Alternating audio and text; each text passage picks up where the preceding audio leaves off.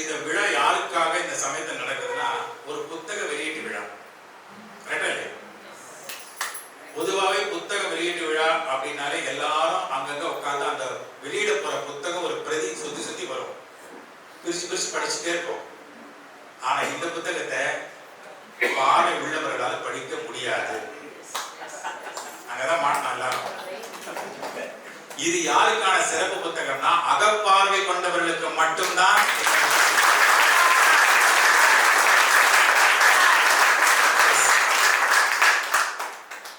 அப்போ நமக்கெல்லாம் அகப்பார்வை கிடையாது, அது வேற.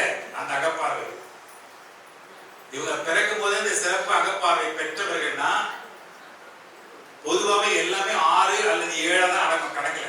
இயற்கை கொடுத்த கணக்கு 6 6 இருக்கும், இல்லை 7 7 இருக்கும். அப்படி பார்த்தா எத்தனை சுவை?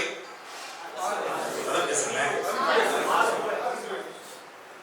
6 சுவை 6 சுவை. எத்தனை அறிவு? அதோட டவுட் இல்லையா?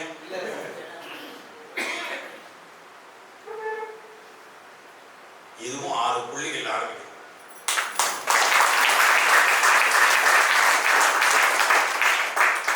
திணைகள் எத்தனை? திணைகள் 5. ஆனா அப்துல் கலாம் ஐயா 6வது ஒரு திணையை கொடுத்தார். அறிவும் அறிவு சார்ந்த இடம் தான் கல்விக்கூடம்.